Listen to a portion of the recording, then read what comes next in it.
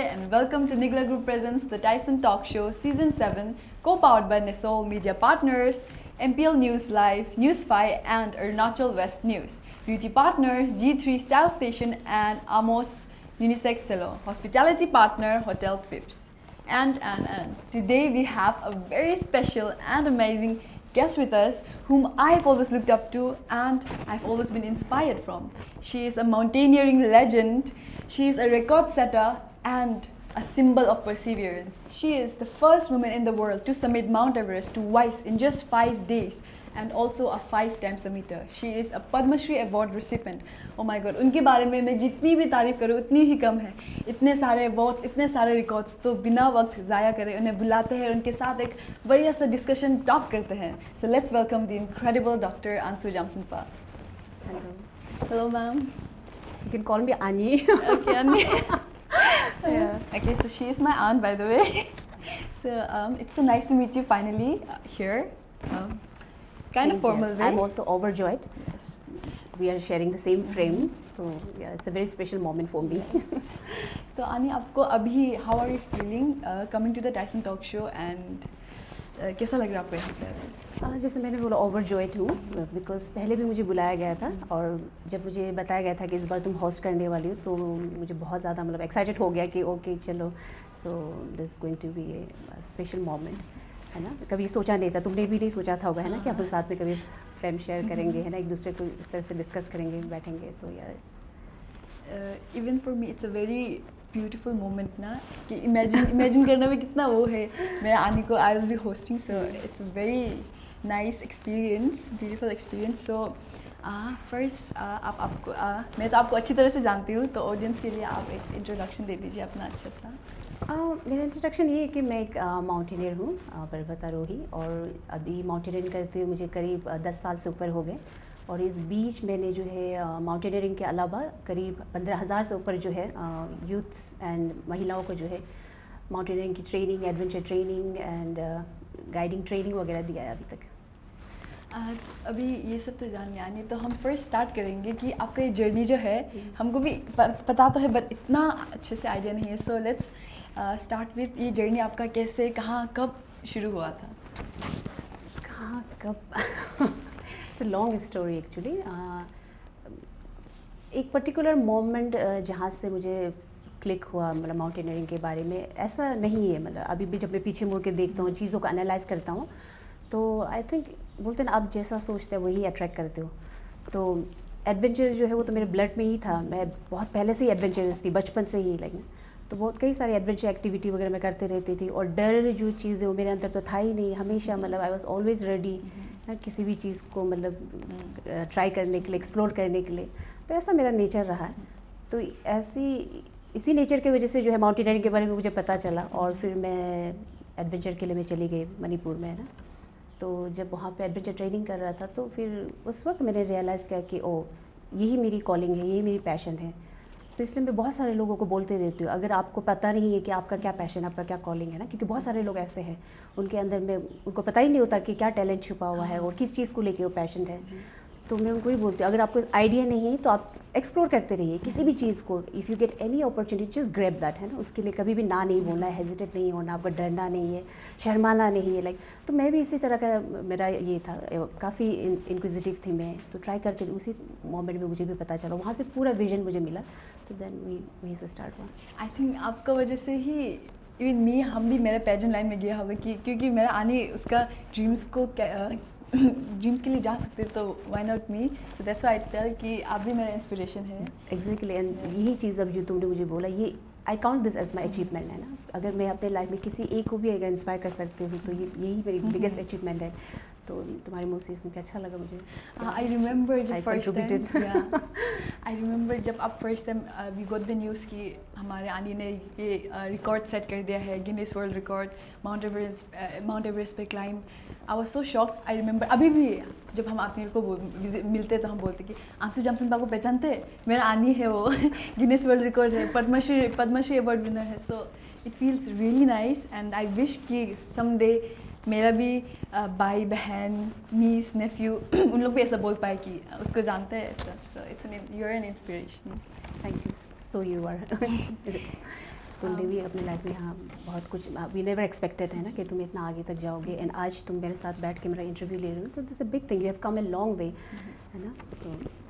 तो आपने जब आपका जर्नी स्टार्ट किया था तो you were already married and you had children, तो कभी ऐसा डर नहीं लगा कि व्हाट इफ़, क्योंकि माउंटेनियर का जर्नी बहुत लंबा होता है, 1-2 दिन का तो नहीं होता, so did you ever feel कि काश वो पीछे ना छूट जाए या मैं आगे ना चली जाऊँ, ऐसा कुछ डर? नहीं, ऐसा कुछ भी नहीं था। इंटरेस्टिंगली आई थिंक क्लैरिटी बहुत ज़रूरी है हेड में, है ना, तो मेरे दिमाग में वो क्लैरिटी था मुझे, तो इसी वजह से जो है मैं कंटिन्यू कर पाई कुछ भी चीज़ को लेके। एक बार डिसाइड कर लिया तो कर लिया, उसके बाद तो फिर दुनिया इधर का उधर हो जाए, आंधी आए तूफान आए बोलते ना, तो वही एटीट्यूड के साथ में मैं आगे बढ़ा, एंड आई थिंक इसीलिए जाके जो है मुझे सक्सेस मिला जो भी मैंने अपने लाइफ में किया। माउंटेनियरिंग के अलावा भी मैंने बहुत सारी चीज़ों में अपनी मतलब आई ट्राइड माई हैंड, और वहाँ पे भी मैंने एक्सेल किया, तो आई थिंक यही रीज़न। माउंटेनियरिंग के अलावा से याद आया, आपका जो फिल्म है आप उस पर लीड एक्ट्रेस थी, तो उनके उसके बारे में कुछ बताएं। मूवी का जो था वो मैंने कभी एक्सपेक्ट नहीं किया था कि ना मूवी में एक्ट करूँगी, लेकिन मैं जैसे बोला कि मेरे अगर मुझे कोई अपॉर्चुनिटी मिलता है तो मैं उसे कभी ना नहीं बोलती हूँ, तो मैं I would like to try. तो जब मुझे उसके लिए बोला गया था तो फिर देन आई एग्रीड, और उसके बाद में जो है वो, लेकिन हमारा कुछ भी वर्कशॉप वगैरह कुछ भी नहीं हुआ, मुझे कुछ भी प्रायर एक्सपीरियंस नहीं था, तो डायलॉग डिलीवरी ये सब में मुझे बहुत टफ लगा, टफर देन क्लाइंबिंग एवरेस्ट। तो उसके बाद फिर जो है but I am happy, movie जो है को नेशनल अवार्ड मिला, एंड उसके बाद जो है फिर मुझे दूसरी मूवी के लिए भी ऑफर आए थे, लेकिन माउंटेनियरिंग मेरा प्रायोरिटी लिस्ट में था, तो माउंटेनियरिंग की वजह से मैं उसमें टाइम नहीं दे पाई, और कई सारे फिल्म फेस्टिवल वगैरह से भी मुझे इनविटेशन आया था अटेंड करने के लिए, तो वो टोटली मुझे साइडलाइन करना पड़ा। तो अभी आप माउंटेनियरिंग के ऊपर ही पूरा फोकस है आपका, एंड विद दैट आपका ये नीमास भी तो है दिरांग में, सो वहाँ पे जो इतने सारे यंग स्टूडेंट्स है, यंग जनरेशन है वहाँ पे जो माउंटेनियरिंग को फॉरवर्ड ले जाना चाहते हैं, तो उनका क्या स्कोप है आगे, क्या फ्यूचर है उनका? स्कोप तो बहुत सारा है, बट प्रॉपर एक्चुअली माउंटेनियरिंग जो है इंडिया में भी लेट स्टार्ट हुआ है, एंड अरुणाचल में तो बहुत लेट से स्टार्ट हुआ है, तो अभी बहुत सारी चीज़ें जो हमें बाहर के जगह से मतलब सीखनी है, और स्कोप तो यहाँ पे बहुत सारे हैं, लॉट ऑफ मतलब अपॉर्चुनिटीज़ एवेन्यूज़ हैं, तो इसको आई थिंक एलोब्रेट करके बोलने में जो है वो बहुत समय लग जाएगा, बट मैं ये बोलना चाहती हूँ कि जब आप इसमें इस फील्ड में आएंगे तो धीरे धीरे करके आपको हमेशा पॉजिटिव एटीट्यूड रखना है, तो रास्ते आप में खुलते जाएंगे, तो हाँ। तो माउंटेनियरिंग का जो जर्नी है, as far as I know, बहुत डिफ़िकल्ट होता है, जर्नी स्टार्ट करने से पहले और जर्नी के वक्त भी और जर्नी ख़त्म होने तक, वो बस डिफ़िकल्ट होता है, क्योंकि स्टार्ट होने से पहले आपको मेंटलिटी स्ट्रॉन्ग बनाना पड़ता है, आपको फैमिली से दूर, नॉर्मल लाइफ से दूर, और फिर जब जर्नी स्टार्ट होगा तो फूड स्कार्सिटी या फिर आपका ये माउंटेन क्लाइंब करते वक्त आपका जो डिफ़िकल्टीज़ होता है, तो वो उसके बारे में आप बताइए, कैसा होता है आपका डिफ़िकल्टीज़, क्या क्या होता है? माउंटेनियरिंग देखो वो एक एक्सट्रीम एडवेंचर स्पोर्ट्स के अंदर में आता है ना, एंड बाकी स्पोर्ट्स में जो कि आपने गलती कर दी आप सॉरी बोलेंगे फिर उसको आप दोबारा से कर सकते हैं, लेकिन माउंटेनियरिंग में ऐसा नहीं है। माउंटेनियरिंग में आपको सॉरी बोलने का मौका बिल्कुल भी नहीं मिलते, आपसे एक गलती मतलब आपकी जान चली जाती है, तो ऐसा है। और प्लस फिर बेस कैंप से ऊपर कुछ भी होता है तो you are at your own, तो इसलिए हमें हर चीज़ सीखना होता है, हमें मेडिसिन के बारे में पता होना पड़ता है, इंजेक्शन से लेकर हर चीज़, कहाँ आपको इंजेक्शन लगाना है, तो इसलिए जो माउंटेनियर्स को जो उसको वन मैन आर्मी भी बोला जाता है, तो वेल प्रिपेयर्ड होकर जाना पड़ता है, इसके लिए ट्रेनिंग लेनी पड़ती है। तो आप लोग जब ये माउंटेन्स पे जाते हो तो वहाँ पे आपका ये फूड ये सब कैसा होता है आपका प्रॉपर? खाना नॉर्मल बेस कैंप तक तो मिल जाते हैं, फ्रेश वेजिटेबल वगैरह नहीं मिलते हैं, बट जो भी हम घर में खाते हैं वो सारी चीज़ें मिल जाती हैं, लेकिन उसके ऊपर जो है उसके ऊपर एक्चुअली माउंटेन में जब जाते हैं तो आपका एपिटाइट भी बहुत कम हो जाता है। मुझे याद है 2011 में जब मैं गई थी तो मैं बिल्कुल भी मतलब कुछ भी नहीं खा पा रही थी, तो मैंने चॉकलेट पे ही सर्वाइव किया, ये बोल सकते हैं, लेकिन तो इतना चॉकलेट मैंने खाया, और उसके बाद जो है पैन केक, मुझे याद है कैंप 2 में मैंने पैन केक खाया था, कुछ तो खाना है बिकॉज आपको एनर्जी चाहिए।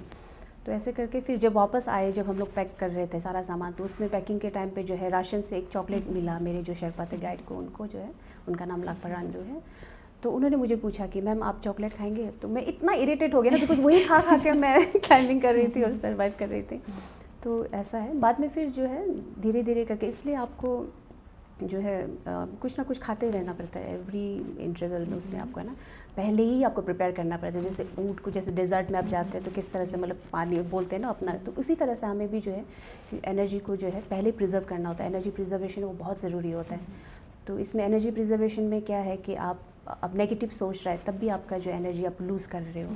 तो उस एक्सट्रीम कंडीशन में जब आप होते हो तो आपको पता चलता है आप पानी पी रहे हो, आपको उससे भी एनर्जी मिल रहा है ना। एंड फियर जो है वो भी एक नेगेटिव एनर्जी है।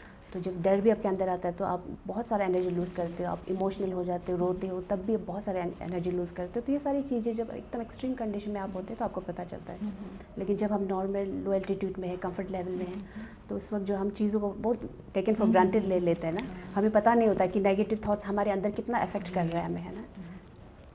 तो आपकी ये क्लाइंब के दौरान कुछ ऐसा इंसिडेंट हुआ आपके साथ, अनफॉर्चुनेट इंसिडेंट, जिसकी वजह से आपको लगा कि शायद मुझे अभी बंद कर देना चाहिए, या फिर कुछ तरह से इम्पैक्ट हुआ है क्या कुछ ऐसा अनफॉर्चुनेट इवेंट? बहुत सारे ऐसे हैं, बट मेरे जर्नी में जो सबसे डिफ़िकल्ट और जो अनफॉर्चुनेट इंसिडेंट के बारे में जो पूछ रहे हैं, तो वो 2014 में जो है एवलांच आ गया था। उस वक्त 14 शेरपा जो है उनको अपना लाइफ उनको खोना पड़ा, और उस साल हमारा एक्सपीडिशन बंद हो गया था, कॉल्ड ऑफ कर दिया था। फिर और परमिट जो है हमारा एक्सटेंड किया गया था, लेकिन 17 तक एक्सटेंडेड था। पर फिर 15 में जो है मेरे हस्बैंड चाहते थे कि मैं जाऊं दोबारा 15 में। तो लेकिन मुझे अंदर से एक इंट्यूशन आ रहा था कि मुझे नहीं जाना चाहिए, शायद इस बार भी कुछ होगा। आपका गट फीलिंग आपको बोलते हैं ना, तो ऐसा था। बट फिर भी मैं चली गई 15 में भी। और उस वक्त जो है फिर अगेन अर्थक्विक की वजह से again 22 mountaineers they lost their life, और भी बहुत सारे मतलब कैजुअलिटीज़ हुए। बहुत ही वो कंडीशन जो बहुत ही मतलब वो था लाइक ना। और जब ये अर्थक्विक जब हुआ था तो उस वक्त मैं ट्रैक कर रही थी, बेस कैंप के नज़दीकी था, और वो इतना तेज़ था, ज़मीन पे गिर के पूरा चक्कर आ गया था। और वो जो वर्टिगो जो फीलिंग था वो करीब 8-9 महीना बाद भी रहा। वो मैं बैठ रही हूँ, सो रही हूँ, खा रही हूँ, तो भी प्रॉब्लम हो रहा है, मुझे फील हो रहा है। बिकॉज उसके बाद मोर देन 100 आफ्टर शॉक्स हुए, तो वो कंटिन्यूसली फील हो ही रहा था कि अर्थक्विक हो रहे हैं मतलब इस तरह का। तो वो back to back 2 major expeditions मेरा जो फील हो गया था वो बहुत ज़्यादा मतलब वो था। इसकी वजह से जो है मैं कम्प्लीटली एग्जॉस्टेड हो गई थी हर तरफ से, फाइनेंशियली, मेंटली, इमोशनली, है ना। तो वो एक बहुत सैड बैक मतलब वो था। तो आपका जब ये फर्स्ट समिट के बाद सेकंड समिट आपने जब किया, या फिर आपका कोई भी समिट होता है, तो उसके दौरान आपके दिमाग में क्या चल रहा होता है? लाइक हम लोग कोई गाना गाते हैं या कुछ होता है, तो आपके दिमाग में क्या चल रहा होता है, स्पेशली अगर कुछ अनफॉर्चुनेट भी हो गया या फिर नहीं भी हुआ तो? नहीं, ऐसा नहीं है। मतलब बहुत सारे लोग मुझे पूछते हैं आपको डर नहीं लगता है क्या ना, तो मैं ऐसे कभी एक सेकंड मोमेंट के लिए शायद आए होंगे मेरे दिमाग में, तो लेकिन फिर वही सेल्फ मोटिवेशन। तो फिर हम अपने आप को खुद को मोटिवेट करते हैं, फिर और हमेशा याद दिलाते हैं कि आपको पता था, है ना, सब कुछ जान के हम आए, हमने ट्रेनिंग ली है। तो अगर इस चीज़ को अगर आपको करना है तो आपको घर पे रहना था, अपने कंफर्ट जोन पे ही रहना था, यहाँ नहीं होना चाहिए करके फिर से आगे बढ़ते इस तरह से जो है आगे बढ़ते जाते हैं। तो आपका जो जर्नी के दौरान ये आप लोग जब माउंटेनियरिंग करते हो तो उस पर शेरपा का होना ज़रूरी है? ऐसा है इसमें जितने भी बाहर में जो भी अभी क्लाइंबिंग मतलब ये हो कमर्शियल 2 तरह के क्लाइंबिंग है, एक ट्रेडिशनल क्लाइंबिंग, एक अल्पाइन क्लाइंबिंग।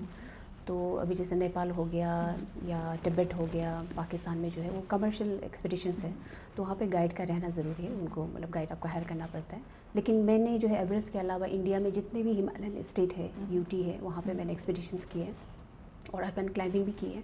तो वहाँ पे तो सारा चीज़ें आप खुद को करना पड़ता है। तो कहीं पे खुद से रूट भी ओपन किया है, सामान भी हमने कैरी किया है ऐसे करके। और यहाँ पे बहुत सारे टेक्निकल पिक है। तो यूजुअली लोग एवरेस्ट करने के बाद में जो है 7 समिट हो गया या 14 पीक, ऐसे अलग अलग मतलब ये एक्सपीडिशन का प्लानिंग करते हैं।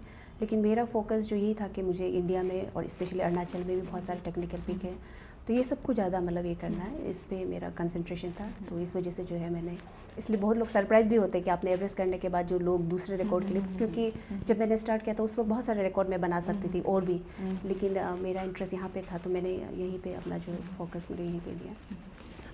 तो आपके साथ अभी तक का डिस्कशन बहुत अच्छा था, तो हम अब छोटा सा निगला कॉफ़ी ब्रेक लेते हैं। So let's look at the screen.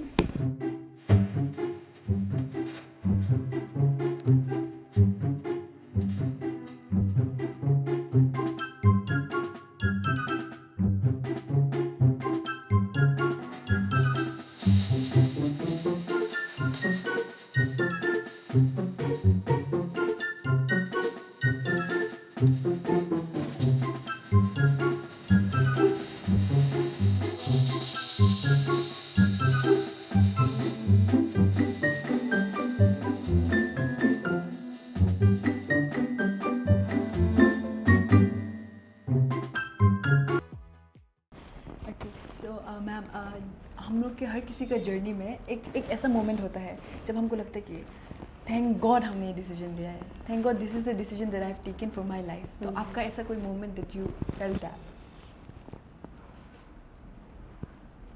This is tricky. कोई भी ऐसा एक मोमेंट? हाँ,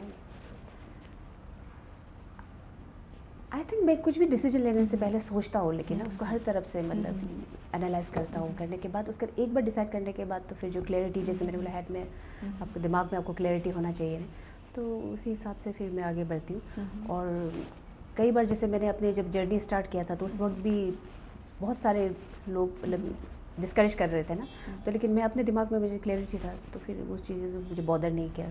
तो ये एडवाइस तुम्हारे लिए भी है, लेकिन जी जी।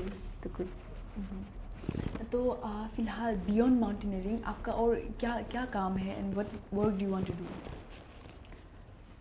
मैं तो अभी बहुत सारी चीज़ों में एंगेज हूँ एक्चुअली, बोला जाए तो।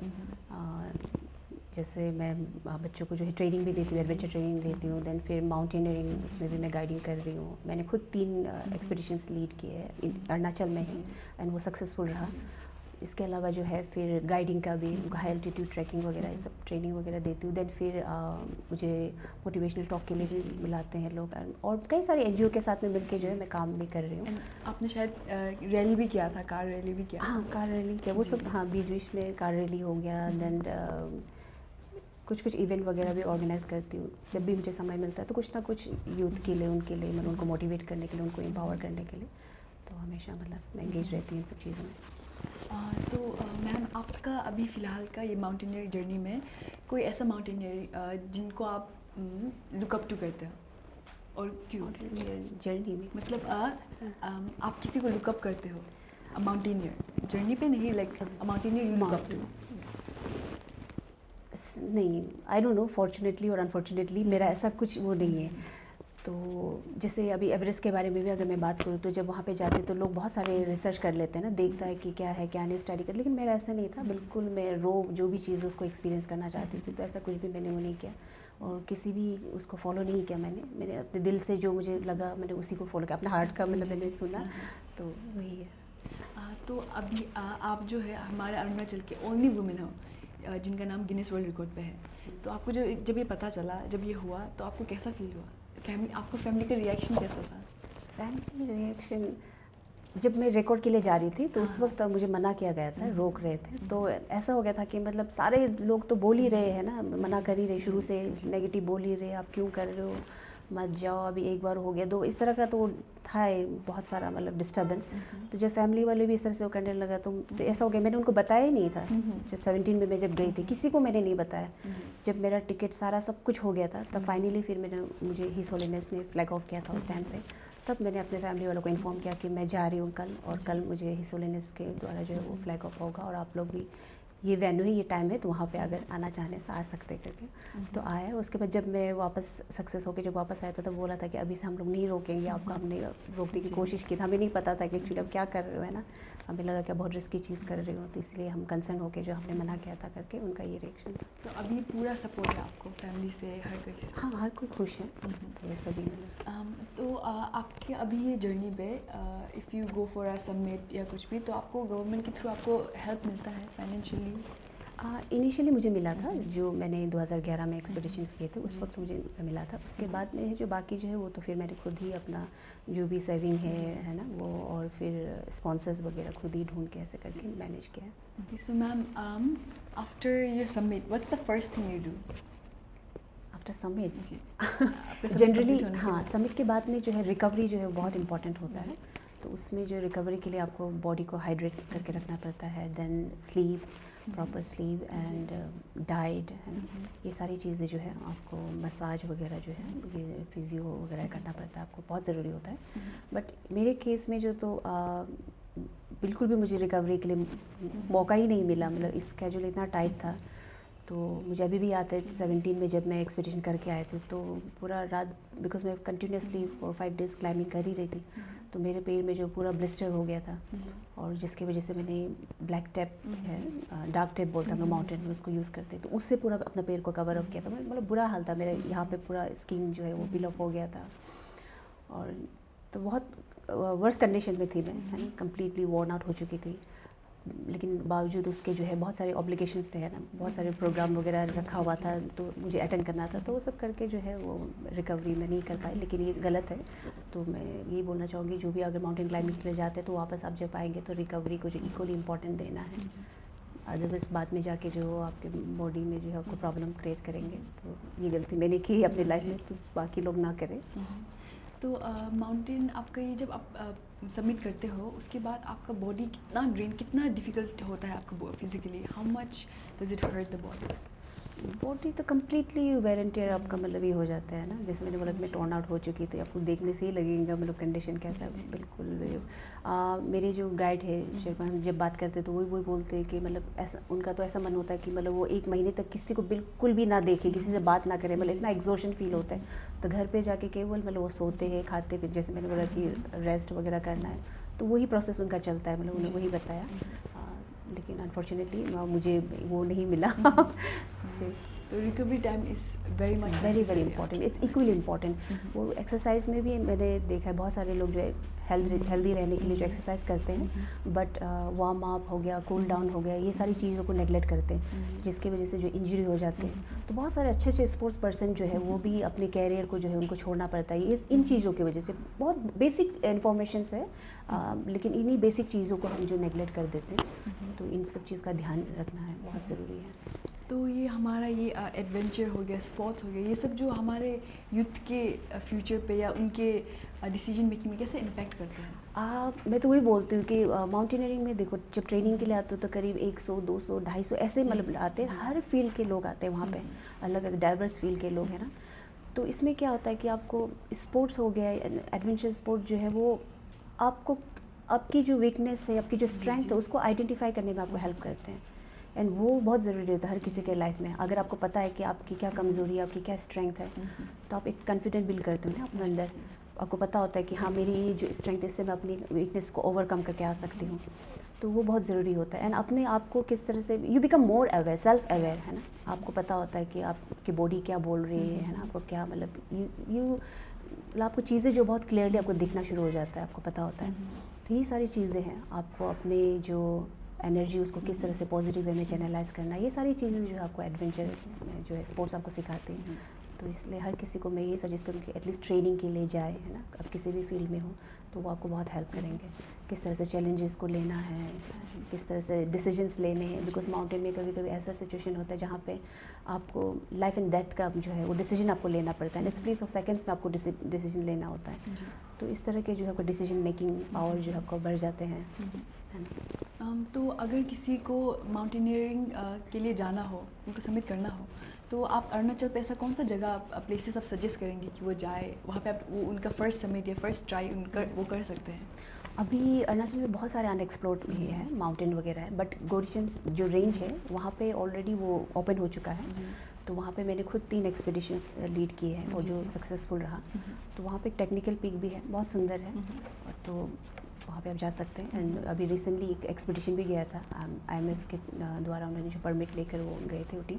तो उसमें जो उनके गाइड थे उनको मैं जानती थी, उन्होंने हमारे साथ में भी किया था 2016 में क्लाइंबिंग।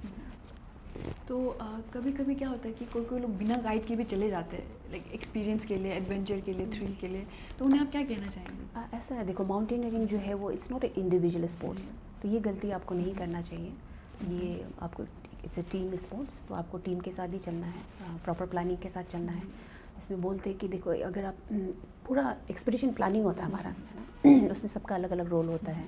एक अगर माचिस भी अगर आप छूट गया आपका, तो पूरा एक्सपीडिशन फेल हो जाएगा।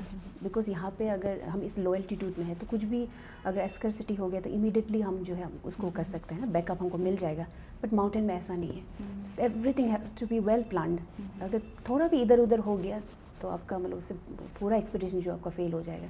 कि कोई भी अगर बीमार भी पड़ गया तो रेस्क्यू के लिए, तो ये सारी चीज़ें इसके लिए थोड़ा मतलब प्लानिंग होते हैं। तो अगर किसी को माउंटेनियरिंग अपना वो पैशन लेना हो या कुछ भी, तो उनका फाइनेंशियल बर्डन कितना होगा? फाइनेंशियल तो ये बहुत एक्सपेंसिव स्पोर्ट्स है, तो मेरा भी वही था, सबसे जो टफेस्ट जो था वो फाइनेंशियल पार्ट ही रहा। वो काफ़ी सैड स्टोरी है तो बहुत डिफ़िकल्ट हुआ एंड इसीलिए मुझे लगता है मेरे अंदर जितना कैपेसिटी था उसका 10% ही मैं यूज़ कर पाई, बिकॉज फाइनेंशियल की वजह से ही है। और भी बहुत कुछ कर सकती थी बट नहीं कर पाई, बट फिर भी जितना किया मैं उसमें खुश हूँ। तो ये आप जब माउंटेनियरिंग के लिए जाते हो डिफरेंट जगह पे, जैसे आप माउंट एवरेस्ट पे भी गई हो 5 टाइम्स ऑब्वियसली, तो वहाँ पे दूसरे कंट्री से भी लोग आते हैं, तो उनके साथ कैसा रहता है आपका जर्नी? हाँ, इंटरेस्टिंगली कई बार जो होता है इंटरनेशनल टीम के साथ जो है इंडियंस को वो लोग ये नहीं करते हैं, कोलैब नहीं करते, बिकॉज उनका खाना पीना को लेकर बहुत सारी चीज़ों को लेकर थोड़ा सा डिफरेंसेस रहते हैं। बट मेरा ऐसा नहीं था, मैं बहुत फ्लेक्सिबल हूँ तो सबके साथ एडजस्ट कर लेती हूँ, तो प्रॉब्लम नहीं। तो इस वजह से जो है मैंने इंटरनेशनल टीम के साथ में भी क्लाइंबिंग किया है और मैंने लीड भी किया एक्सपीडिशंस, तो अच्छा रहा, बहुत इंटरेस्टिंग था। और एक लड़की है डोना करके, वो डॉक्टर है साउथ अफ्रीकन, तो उसके साथ मैंने क्लाइंबिंग किया था। तो उसका क्या था कि मुझे तो जो भी खाने के लिए देता था मैं खा लेती थी, है ना, मतलब I am not a fuzzy eater. तो उसका हमेशा था कि अब खाने पे क्या खाएंगे, जब भी उसको पूछेंगे तो वो हमेशा बोले कि दाल भात लाइक ऑलवेज उसके मुंह से मैं यही सुनते रहती थी। तो हाँ, बट दाल चावल से बहुत एनर्जी मिलता है आपको, ये तो ये पीक आपके समिट जो लीड करने में और लीड ना करने में क्या डिफरेंस है आपके दिल में, क्या होता है? बहुत ज़्यादा डिफरेंस है। जब आप खुद लीड करते हो तो सारा प्रेशर आपके ऊपर में रहता है, एवरीथिंग, है ना, आपको पूरा सब कुछ देखना पड़ता है। तो वो बहुत, मतलब आपका 100 टाइम्स क्लाइंबिंग जो डिफिकल्ट कर देता है आपका, क्योंकि आप खुद अकेला इंडिविजुअल वो नहीं कर रहे हो आप, है ना, सब सारा टीम को आपको लेके चलना पड़ता है। कि कोई कमज़ोर पड़ गया तो आपको उसका साथ देना पड़ता है, मौसम एवरीथिंग फिर कैलकुलेशन करना पड़ता है आपको, प्लान ए प्लान बी, इस तरह से हमको मतलब ये करना पड़ता है। अगर ये हुआ तो क्या हुआ, what would be your next step, है ना, इस तरह से सब कुछ। तो सबका रिस्पॉन्सिबिलिटी, अब 10 लोग हैं तो 10 लोगों का रिस्पॉन्सिबिलिटी लेकर आप क्लाइंबिंग कर रहे हैं, तो आपका वो एक ये रहता है, तो वो बहुत चैलेंजिंग होता है, वो ज़्यादा चैलेंजिंग होता है। तो एक हाइपोथेटिकल काइंड ऑफ क्वेश्चन आपसे पूछूंगी, अगर कोई लिविंग या डेड कोई भी आपको चूज़ करना हो, एक पर्सन जिनको आप अपने साथ समिट पे लेके जा सके, तो आप किसे चूज़ करोगे? माई डॉटर्स, दोनों बेटियों को क्योंकि मुझे याद है 2013 में जो है जब मैं समिट में पहुंची थी, नॉट 13 सॉरी 11 में, तो बहुत इमोशनल हो गया था, मैंने उनको बहुत मिस किया और मुझे इस वक्त ऐसा फील हुआ था कि काश मतलब मैं उनको हग कर पाती। तो yes, definitely my daughters. So are your daughters interested in mountaineering? उनको पसंद है एडवेंचर स्पोर्ट्स ये सब? हाँ, दोनों उन्होंने एडवेंचर ट्रेनिंग वगैरह की है, और जहाँ तक माउंटेनियरिंग एक्सपीडिशन उसकी बात है तो उनको मौका नहीं मिला, बिकॉज वो अपनी पढ़ाई कर रही है, तो टाइम ये नहीं हो पाया। बट उन्होंने ट्रेनिंग किया है and they know, high altitude trekking पे भी मेरे साथ गए, तो उनको पता है कि माउंटेनियरिंग क्या है, उनको इक्विपमेंट्स के बारे में पता है, हैजर्ड्स के बारे में पता है, सो they are well aware.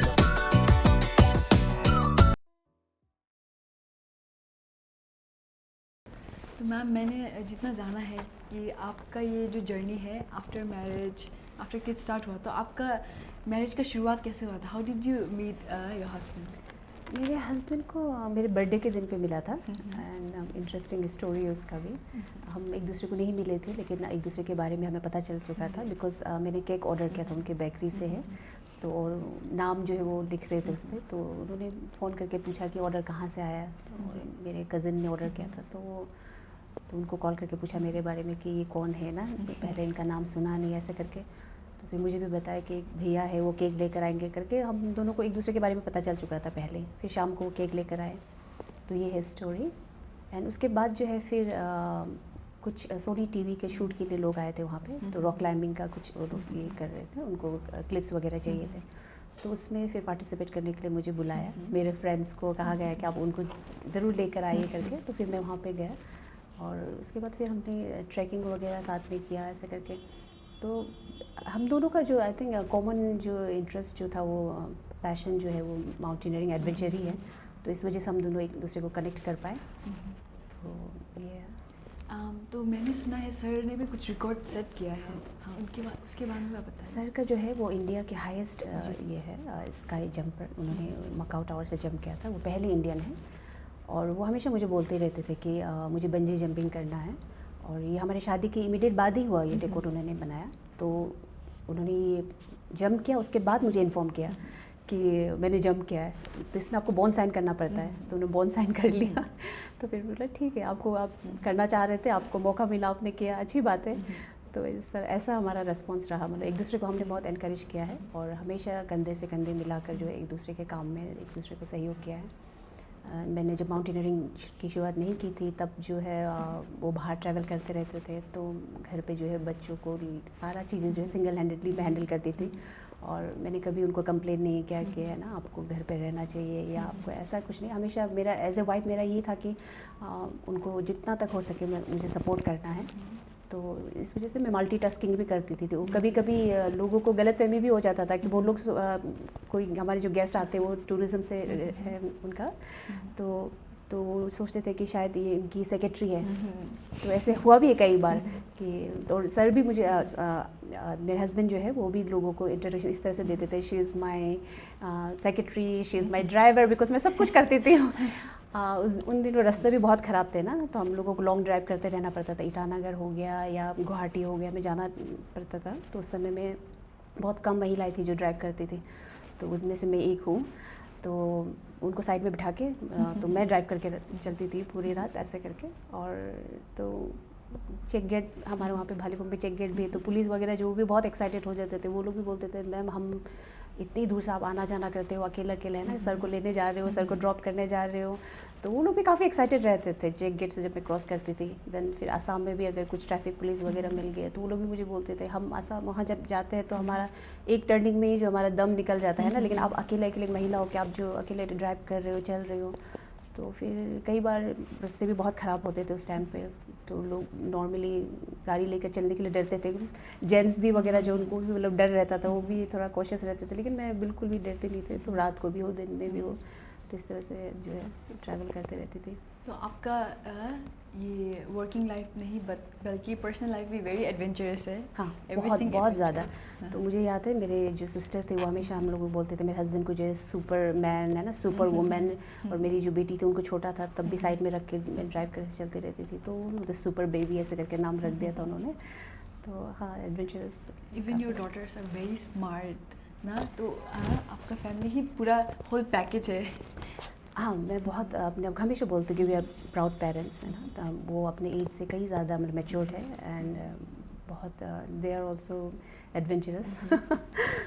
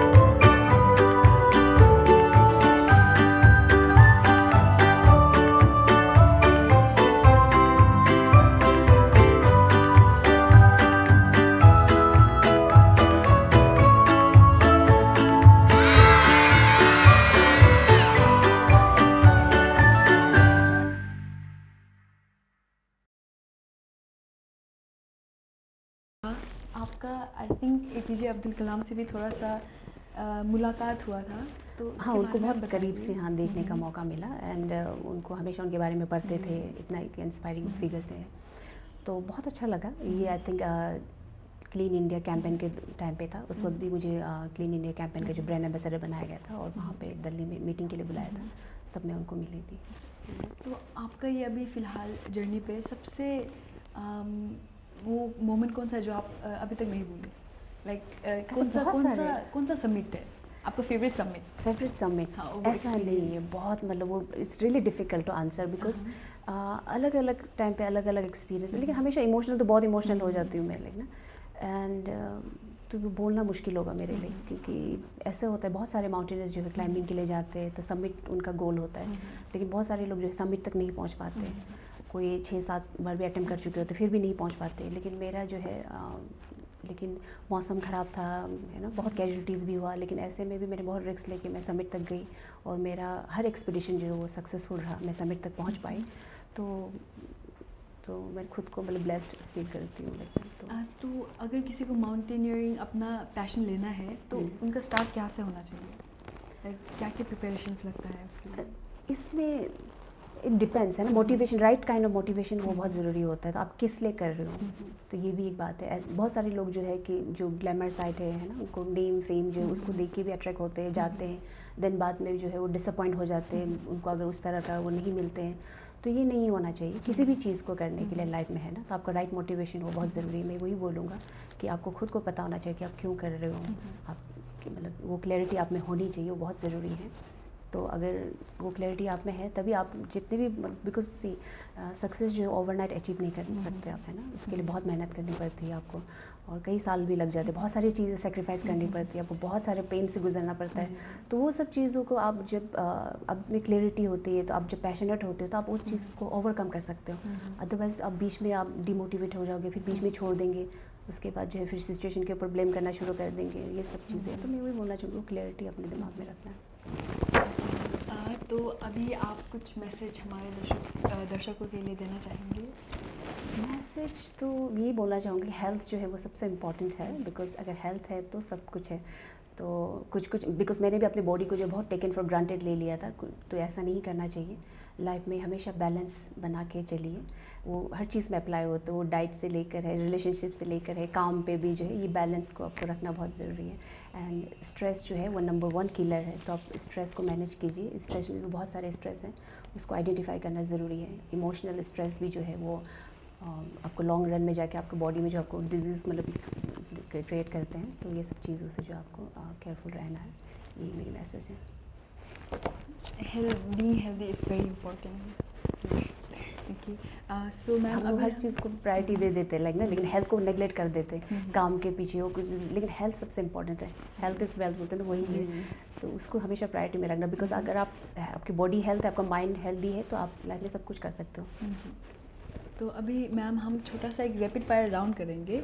I ask you few questions and आपको एक आंसर देना है उसका, या तो फिर आपको चूज़ करना पड़ेगा। Okay, so the first question is mountains और the ocean? Mountains. Obviously. Always. Tea or coffee before a climb?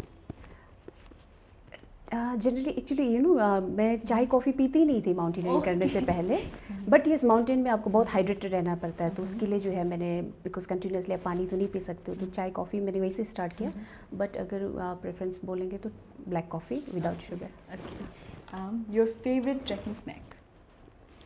Snack healthy munching, क्या हो सकता है उसमें? चॉकलेट? नहीं, चॉकलेट इज नॉट हेल्दी। नाम याद नहीं आ रहा मुझे मुंह पे, but anything which is healthy. One thing you always carry on every climb? His Holiness का फ़ोटो, एक छोटा सा एक फ़ोटो है, वो हमेशा रखती हूँ मैं अपने साथ में। If not a mountaineer what would you be? I really don't know, मैं तो वही बोलती हूँ, मतलब इतना कुछ लाइफ में ट्राई करना चाहती थी, मतलब है ना, तो पता नहीं, मतलब बट आई नो दैट कहीं पे तो होती, अच्छा ही कर रहे होते लाइफ में। Okay, that's for sure, even I know. आपका favourite place in Arunachal for adventure? For Arunachal तो इज़ अ गोल्ड माइन है ना एडवेंचर के लिए, तो यहाँ पे तो हर चीज़ कर सकते हो। We Arunachali people are very blessed and हम ऐसे जगह पे रहते हैं, तो एक पर्टिकुलर जगह चूज़ करना it's difficult. Okay, so best advice ever received about mountaineering. Mountaineering advice no या आप एडवाइस दे दीजिए माउंटेनियरिंग के लिए। माउंटेनियरिंग में may be in one line एक advice kind of a quote ऐसा कुछ।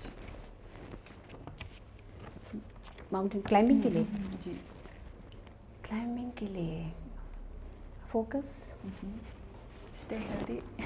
अच्छा वन लाइन है ना, Yeah. Focus is just one word like ना, वन लाइन में। मेरा एक फेवरेट मतलब वो है, मैं जहाँ भी रहती हूँ तो मतलब उसको बच्चों को भी जब भी ऑटोग्राफ मांगते हैं तो मैं कहती हूँ dream dare and win. Yes. Dream there and then. Okay. So ma'am अभी आप हमारे शो पे आए, हमें बहुत अच्छा लगा, आपने 4 चांद लगा दिया माउंटेनियरिंग के बारे में और जानने को मिला। And the youth knows now more about you. They already know of course, but अभी और आप जानिए, सीखिए इनसे। सो हमारे टाइसन टॉक शो फैमिली की तरफ से आपके लिए एक छोटा सा भेंट, छोटा सा प्रेजेंट।